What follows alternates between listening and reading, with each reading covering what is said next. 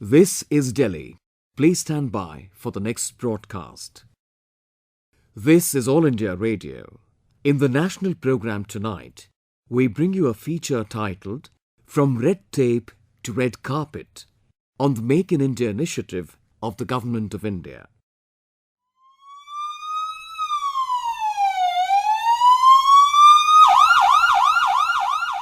It all began with an accident. It was while recovering from his motorcycling mishap that Anurag Rana, a young engineer, made up his mind to quit his job with one of India's top companies in Kolkata. This IIT Kharagpur gold medalist wished to challenge fate and follow his heart, to board the next train to Delhi and set up a virtual reality and augmented reality firm. This was not so long ago. The trio of Anurag and his two colleagues are today the face of their young company, 3. They provide India's defence forces tools to deal with difficult scenarios. And along the way, entrepreneurial Indians like Anurag today are not seeking jobs, but creating them for others. I happened to go to a military college, RIMC Dehradun. After RIMC, I got into both NDA as well as IIT. But instead of going into Air Force, Khadagwasla, I went to Aerospace, Kharagpur, IIT. So I graduated, did a corporate job.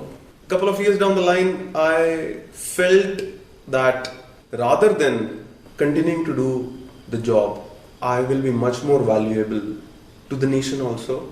If I instead did something where rather than being an employee, I could offer employment to a couple of people more. This is also the need of the hour. Now, marrying the loves of my life, which was aviation, defense, a route which I had gone. So after I quit my corporate job, I decided, here are some of the tools and techniques which I know. These tools and techniques were programming and visualization. And they were both collectively combined in the form of 3D computer graphics.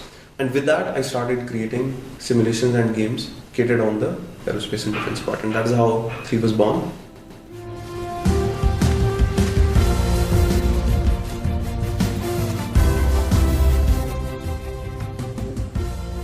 Anurag Rana's soul-stirring journey reflects the very ethos of the Make in India mission. It seems as if India took the first step just yesterday, yet the distance travelled has been significant. What's more, as the nation pushes to become the manufacturing hub in Asia, the journey continues to be promising.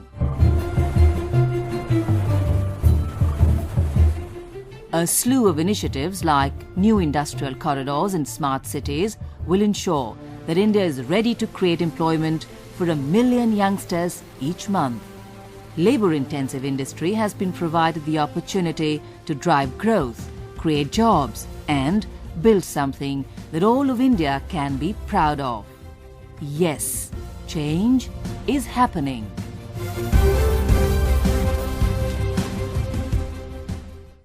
Larsen & Toubro Vice President, Defence and Aerospace, Jayant Patil, is among those who have no hesitation in saying that the scenario has changed dramatically. Government is very keen in truly making some of the export opportunities happen.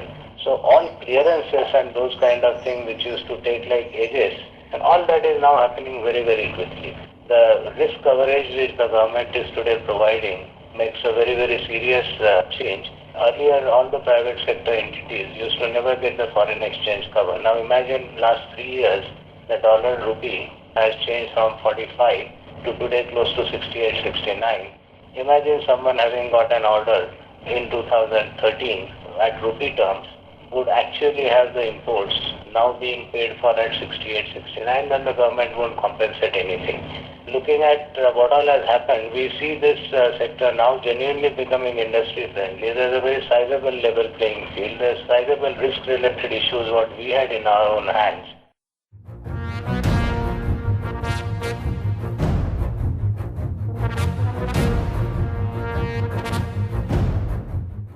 The Make in India mission has seen the country emerge as the brightest spot in a dismal economic scenario around the world. India's GDP has grown at 7.4%. Foreign direct investment in India has increased significantly, and the nation has secured a whopping 15,000 lakh crore rupees as investment during the Make in India Week in Mumbai in February 2016. Yes, Make in India has already caught the world's imagination as the single largest initiative. It aims at enhancing the contribution of India's manufacturing industries to gross domestic product to 25% in the coming years.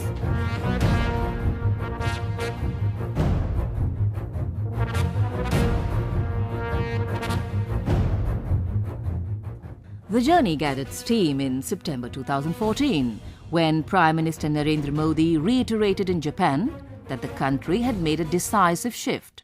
आमतौर पर भारत की पहचान ये बन जाती है, भाई छोड़ो यार, वहां रेड टेप है, पता नहीं सरकारी कारोबार में कब गाड़ी चलेगी।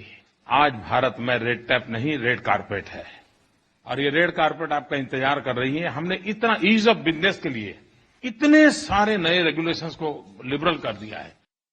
India has shown great awareness that its focus needs to be more on the manufacturing sector to attain sustained growth each year. The country cannot have growth without jobs, says Mr. Amitabh Kant, CEO Niti Aayog and erstwhile Secretary, Department of Industrial Policy and Promotion. India cannot have growth without jobs, and at the end of the day, we need to lift people from disguised unemployment in the agricultural side to manufacturing. Our startups are showing their energy, their vibrancy, their dynamism to do unique things. Flipkarts and Snapdeal are taking on the Amazons of the world. And therefore, young Indians will capture the world.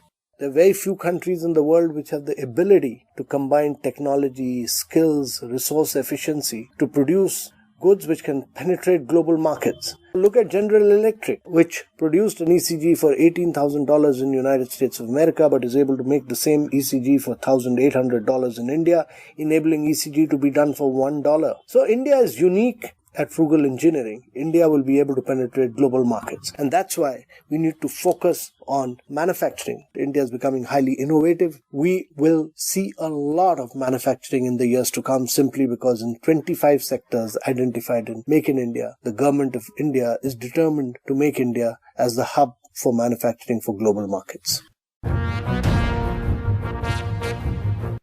Let us now return to the question whether things have really changed on ground in the country.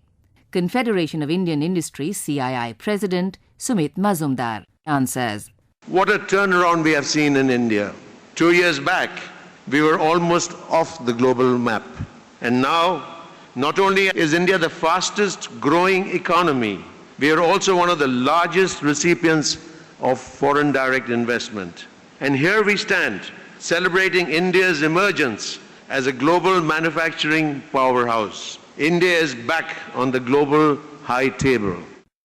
The Minister of State for Commerce and Industry, Nirmala Sitharaman, spoke about how a change in mindset was achieved with quiet determination. The mindset was for the government, both centre and of the provinces, the states, to be changed from being a regulator to a facilitator. And that is where the Prime Minister, in one of his prior speeches, had very clearly said that India shall no longer be known as a country of red tape. It shall be known for red carpet and spreading of red carpet for anyone who wants to come in to invest or to manufacture in this country. So, is there greater trust between the government and the industry now? Who better to ask than T.V. Narendran, Managing Director Tata Steel, which won the Time Make in India Award for the best manufacturer in the country. After all, Tata Steel was India's first major enterprise, having set up steel manufacturing more than a century ago in what is now Jamshedpur. Over a period of time between the industry, society and government, there was a lack of trust between any two of these players. It was a very adversarial kind of relationship. I think it is important for government and society to recognize the need of industry. It is important for industry to find ways to work with society and with government. And it is for society to also see the value in both government and in industry. More time we invest in understanding each other's issues and finding solutions which are common denominator solutions, the better it is for us. And I think that At least the government and industry is now working more and more closely together, because ultimately, like I said, if you have to create jobs, either the government has to create jobs or the industry has to create jobs. We need each other, and society needs one of us to create jobs. How will you make sure that the demographic dividend is not a demographic liability, because a million people are looking for jobs and don't know what to do every month? At the launch of the Make in India Week in Mumbai, the Prime Minister elaborated on some of the changes brought about in policies and procedures to facilitate this. Almost on a daily basis, we are trying to remove the bottlenecks that were affecting investments and growth. Most of the FDI sectors have been put on automatic approval route. We have carried out a number of corrections of the taxation front. We are also swiftly working towards making our tax regime transparent, stable, and predictable. We have made substantial policy corrections in the defense sector.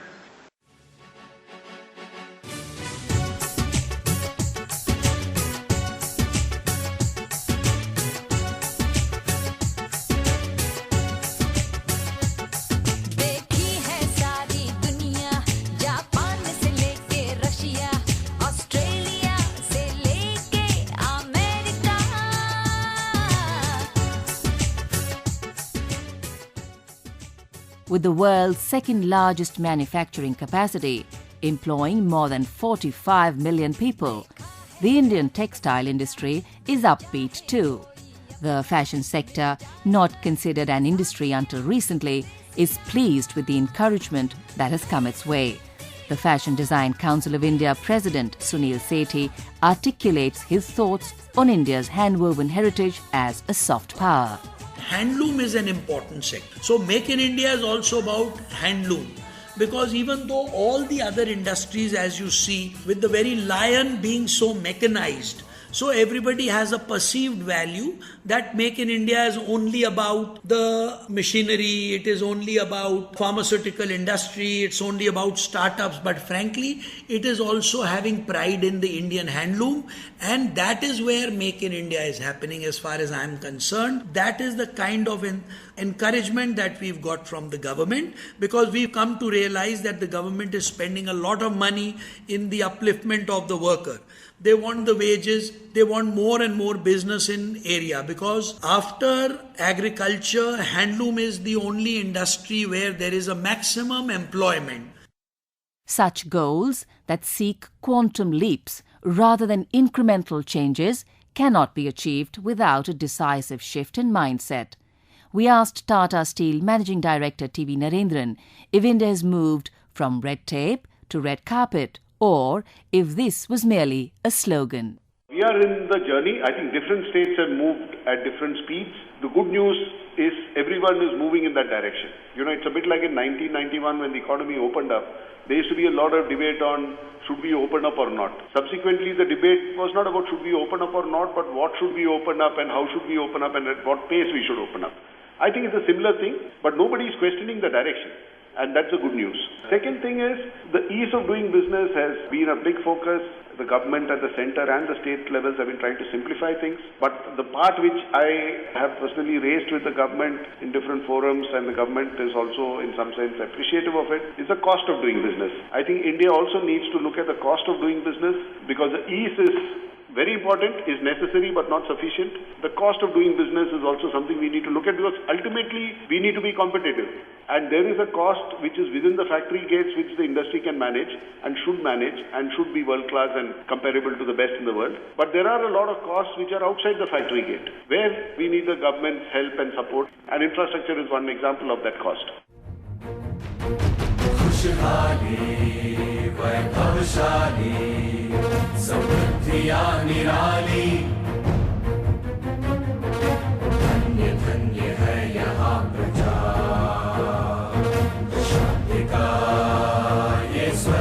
Bahubali, an epic historical fiction film that went on to become a blockbuster, India's most expensive film till date. Shobhu Yarlagadda, founder and CEO of Arka Media Works, which produced Bahubali, believes that the exhibition sector can get a further push with some minor policy adjustments. Make in India for me means that whether it is a foreign company or an Indian company, in whichever field it is, that you try to use India's resources and capabilities and produce at very cost effectively in India for the world. That's what I think Bahubali also reflects in a way that we have done.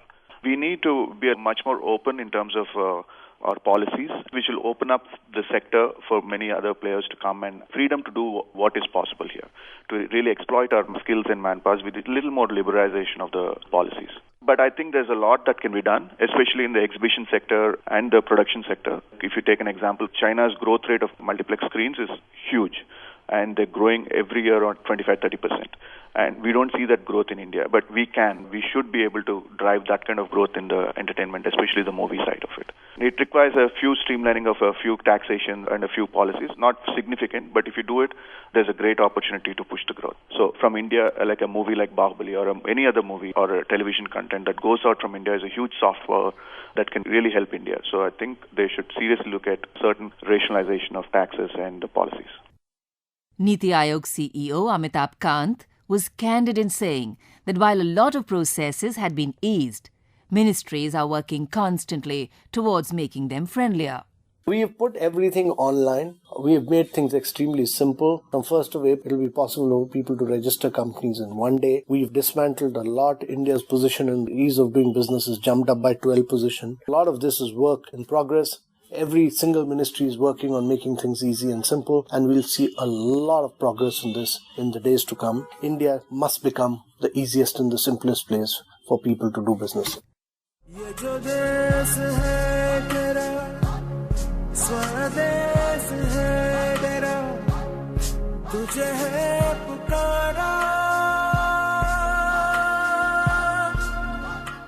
A number of young people are involved in lending the Make in India mission a hand.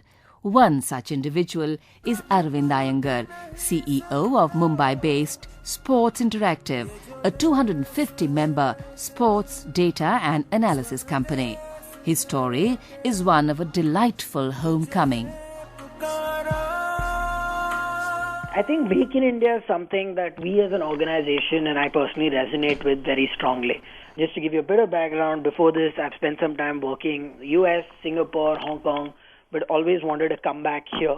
People always think about Make in India with a cost advantage, but what I saw here at Sports Interactive is folks delivering truly best-in-class products, at best-in-class solutions and best-in-class thinking. This is up there with any other provider in the world.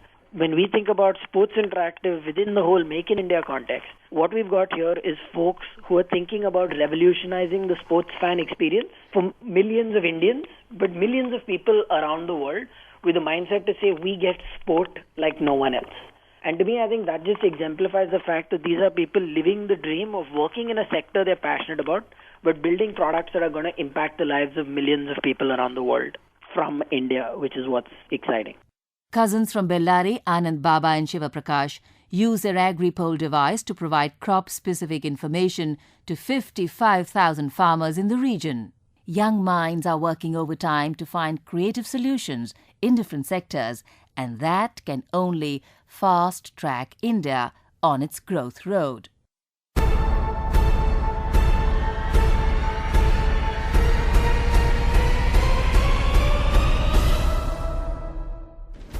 That was the sound of Guardians of the Skies, the first official mobile game app of the Indian Air Force, designed by 3. Vice President Anurag Rana speaks about how firms like his use virtual reality and augmented reality to prepare those meant to serve in the rarefied atmosphere of Siachen. Two things which we are immediately applying, which we classify under the 4th generation warfare, is urban battlefield visualization. So we have developed a set of tools where the defense forces are able to create what is known as a rapid situational awareness not on a flat 2-dimensional area but a complex 3D structure. Second is this perception management. We created the first online game for the Indian Air Force called Guardians of the Sky, which has tremendous advantages. What we do is we gamify that experience, that if you were to join the forces, let's say the Indian Air Force, this is what your career will be like. These are the aircrafts you will fly. These are the missions you'll carry out. And this becomes a voice of the forces which attracts the right age group. The youth is on social and mobile media. And what is even better is this goes beyond the nation's boundaries. Then these interactive technologies are also going in actual training and simulation. I'll give you an example. An environment where typically most of these soldiers are sent, they're not natural environments. For example, soldiers from Madras Regiment in Siachen, for which they have had to pay dearly. Before you send a soldier, you can employ immersive interactive technology, for example, virtual reality or simulators, so that a person has as good as possible exposure to those events by employing virtual reality without actually being exposed to it physically.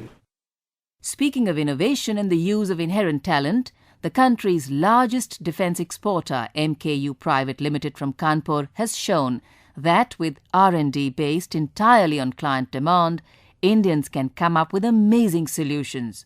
Over to Rajesh Gupta from MKU. For coastal policing, where the officer is on board a naval craft and he is out on sea, he requires a ballistic vest which will also double up as a life vest when he is unfortunately in water. We've come out with this vest which we call a flotation bulletproof vest, and here they are able to wear a single vest which serves both the purposes. Even if the officer is shot multiple times, the vest will still retain its buoyancy. There are many others who are thinking of ways to enhance the quality of life in India.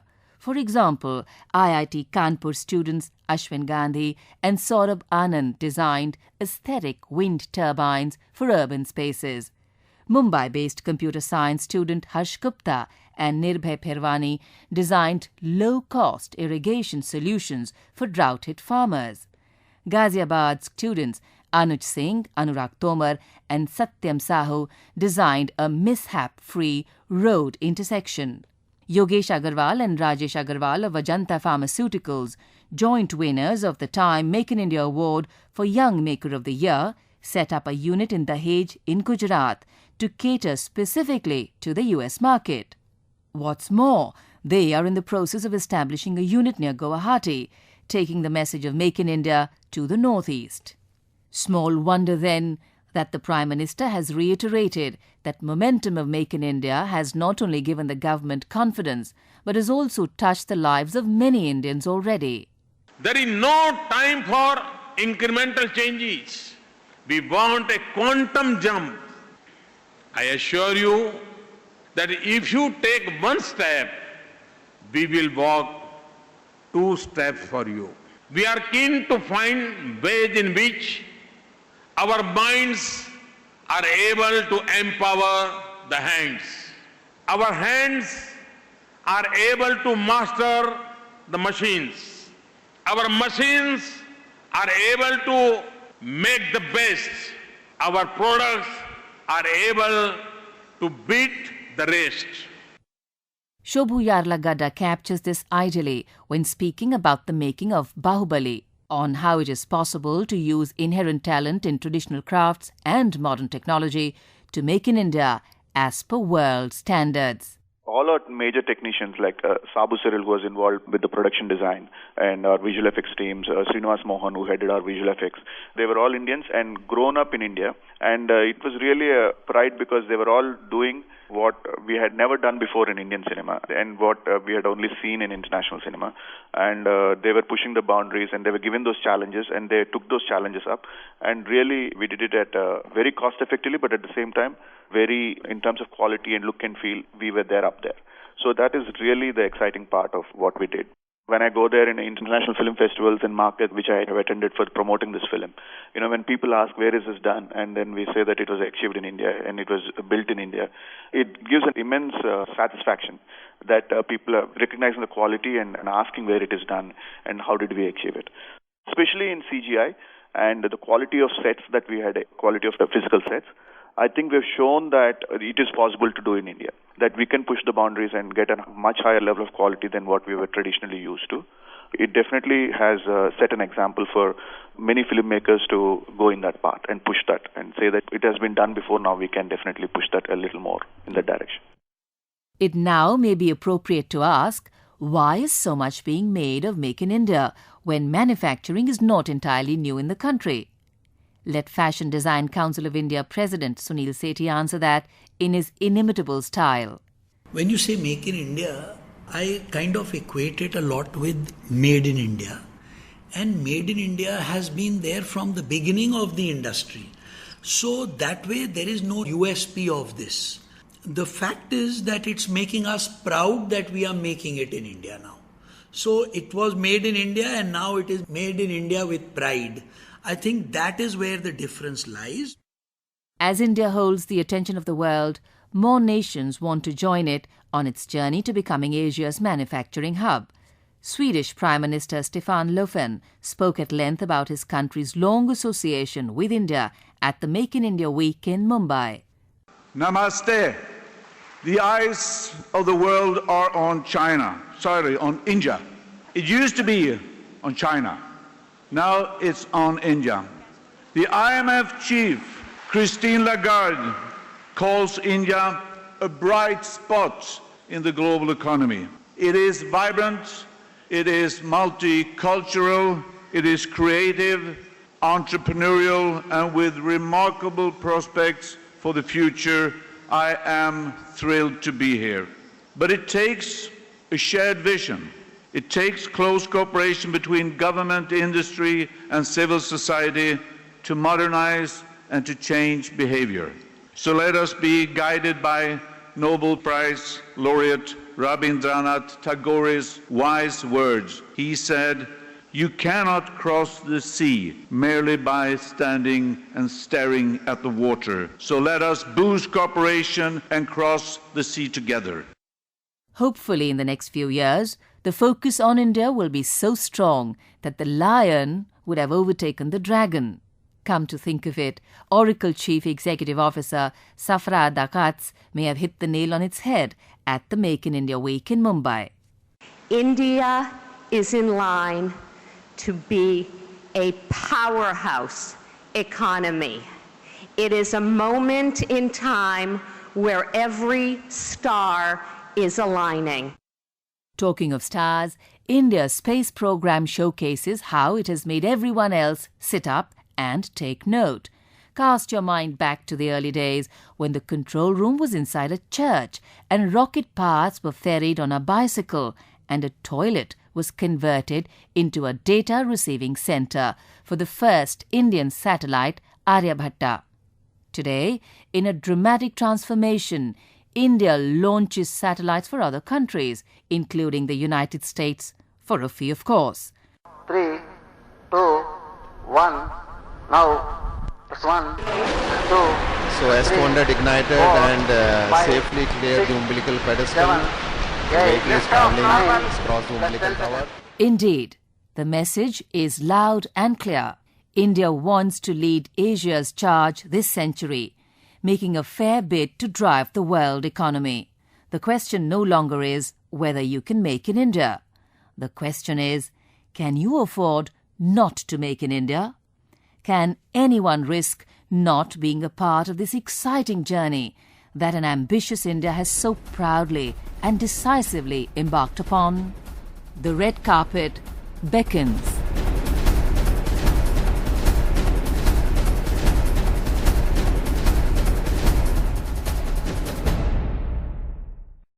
From red tape to red carpet, in the national program tonight, you just heard a feature on the Make in India mission and how stars are aligning for India's quantum jump ahead. This feature was scripted by G. Rajaraman and narration was rendered by Gouran Lal. It was produced by Basudha Banerji with assistance in production from Hardeep Singh and Sami Ahmed Khan. A presentation of the Central English Features Unit. This broadcast came to you from the Delhi station of All India Radio.